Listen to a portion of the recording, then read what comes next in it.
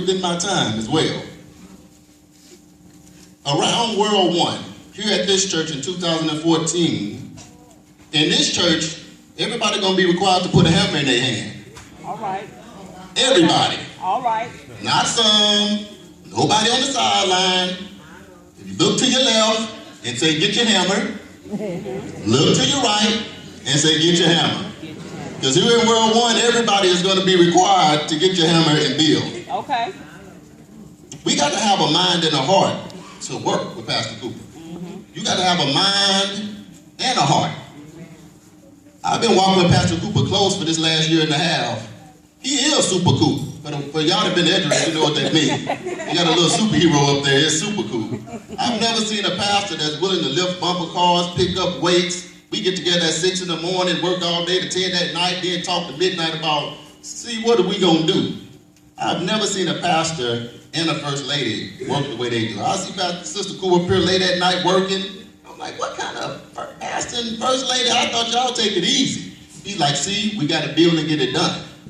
All right? This is pretty important. We will not only be building, but we're gonna be fighting the enemy at the same time. You know, when they was building up that wall, they had people that had to protect some while the other ones worked, right? And then the other people had to work with one hand, guess what? While they kept their other weapon in their other hand. So what that's saying is, as we get to working together with your hammer, you're going to have to keep that hammer, sometimes work with it, switch, you might have to fight with it, but we're going to deal with that because we're trying to build the community back up. Right. Amen? Amen. Now, if y'all need to, put this in your cell phone, text it to somebody, tweet it, Facebook, you know, all that kind of stuff. Because this is going to be something that's needed if you're here at World Won. All right? Also, Nehemiah 4:16 says, that's when I went into half the men will be working while they're protecting the others. Another thing that God said that means is, if I'm behind you trying to protect you and help you, I don't need to be talking about you. A lot of times people is working with their hammer and the other person, instead of protecting them, they talking about it. What they think they're doing? They think they're a nail specialist. They think they can just nail their life. We can't do that. Because we already got an enemy we're going to be fighting against. So we're not going to have time to fight against each other. So what the Lord told me is that the people behind you, they got to be praying for you. They got to be encouraging you. Amen? Pastor Cooper is a Nehemiah about building. That's Pastor Cooper. He already doing the work. He's laid the whole foundation.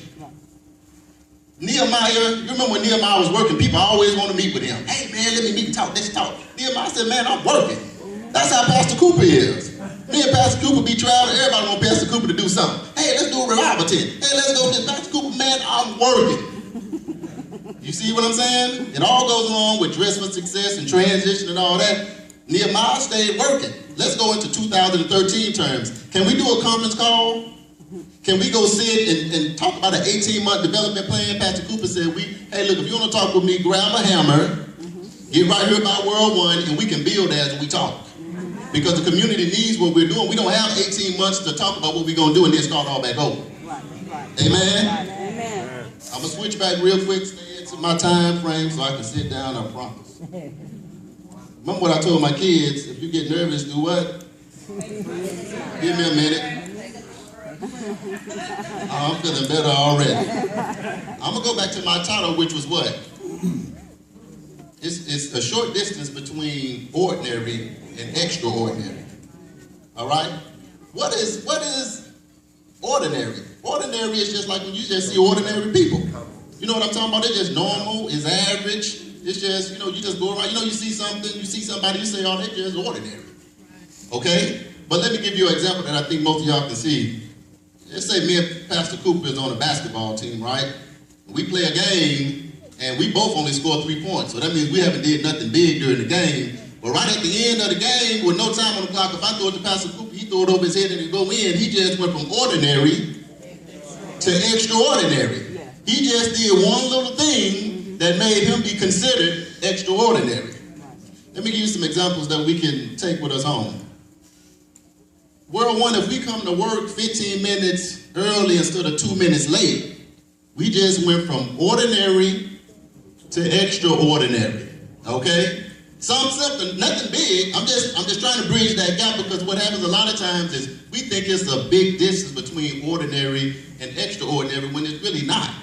You know, if you see me in pain, like Sister Ransom said, why not stop and hug me, ask me how am I doing? That person just went from an ordinary person in church to an extraordinary person to that person that's hurting, which would be me. Amen? Amen. Another example, if you're a husband, kiss your wife, tell her how beautiful she is, and tell her you love her every day. I just went from an ordinary husband to an extraordinary husband. Amen? That's going to take me all of 15 minutes to go from ordinary to extraordinary. Amen? Fathers. You know how this goes with these fathers sometimes. I could be talking about myself, so don't no father have to get upset. Fathers, if you have a son or daughter that doesn't live in the house with you, if you can at least call them once or twice a week to say, hey, how you doing? How's everything going? You just went from an ordinary dad to an extraordinary dad, and it's taking you about 15 minutes a week. Amen? Amen. Because you got dads out here who won't call their kids for 5 years. Come on now. So you ordinary. But just to be extraordinary, what is a 30-second call? When the Lord gave me this next one, I said, Lord, I don't want to say this one. But I'm going to say it because, you know, it needs to be said. If you a single mom that has babies by a dad that does not live in the house, don't get upset because he don't want to still be with you and not want him to be in his kid's life. Because if you just still allow him to be in the kid's life, you just went from an ordinary baby mama to an extraordinary baby mama. Amen? Lord help me with that one. I apologize, but that's how he gave it to me. Wives, and I don't like to say nothing about no wife because I got my wife here. And like I say, something this could be even for me. Wives, even when you're even mad at your husband, because you know how you can get, if you get mad at your husband, everything is cut off. Everything is off. So all this say here, and I'm not saying what you think I'm going to say. Wives, even when you're mad at your husband, still give him a hug and a kiss and tell him, please have a good day at work before he leaves. Even though you're mad, even if you slam the door when he goes out, you just went from an ordinary wife to an extraordinary wife. Amen? These little nuggets, give me 3 minutes, I promise I'm going to be sitting down. Young people, I think everybody say amen on this. Where them young people at? I see them back there, they quiet. Don't text right now, listen to this, young people. Young people, if you're just an ordinary young person, if you would clean up your room and make up your bed before you leave for school, you just went from an ordinary you to an extraordinary you. Amen? Young people, take that with you. Young people, if you are willing just to say, yes ma'am, no sir, yes sir. You just went from an ordinary youth to an extraordinary youth. Amen? Parents don't be looking at your kids out the side of your eyes. I'm just trying to give them a little something too. Don't bump them and say, you hear what Mr. Charles is up there saying? Give me 2 more minutes, I'm going to sit down. If you really want to do good, if you take the trash out on whatever day it runs, especially if you're like a 13-year-old boy, if you just would take the trash out, don't have mom and them dragging the trash. You just went from ordinary to an extraordinary kid, just taking out the trash. Amen? I'm going to wrap it up right here. Go ahead and sit down. I have a son. I'm going to say this because sometimes we're coming up on graduation time and people trying to get in college and do all that stuff. I'm going to give you a quick example and I'm going to say it. Of just extraordinary little things, not nothing big. My son Khalil, y'all know him because he's often gone to New York, you know. But I just want to say something about extraordinary. Last year, and this is for the young people and for us, I used to tell Khalil he played football. He said, Dad, I'm not getting the attention I want. I said, well, you got to do a little extra. You know what I'm talking about? Not nothing big, but just a little something extra. I'm telling this to you young kids that's trying to get through and graduate and get to college and save your parents some money. So when he played football, instead of just tackling people, he said, what I'm going to do extra is I'm always go for the ball. You know, he gonna tackle anyway, but I just punch for the ball. So that's what he did his senior season.